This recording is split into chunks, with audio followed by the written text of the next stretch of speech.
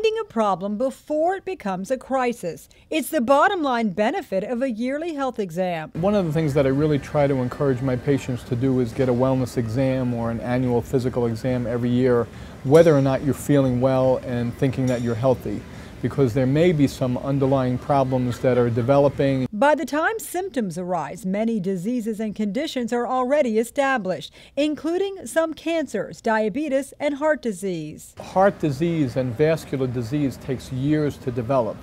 So typically I'll see people that have high cholesterol and they feel good. All that happens inside your body is the fact that now these blood vessels are getting clogged, and over time something bad is going to happen.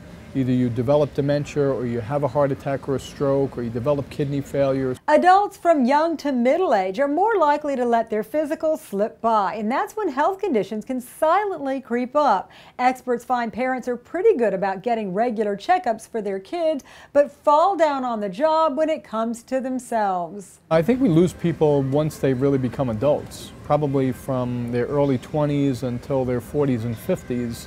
When at that time people start to have problems. At 40, women are recommended to get a baseline mammogram and add bone density testing after menopause. At 50, men should consider a PSA for prostate screening. Both sexes should get a colonoscopy and regular cardiovascular checkup. The best treatment is prevention.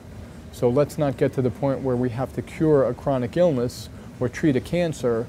If we can avoid those problems. The best advice is to get physical in protecting your health. For Lee Memorial Health System, I'm Amy Osher.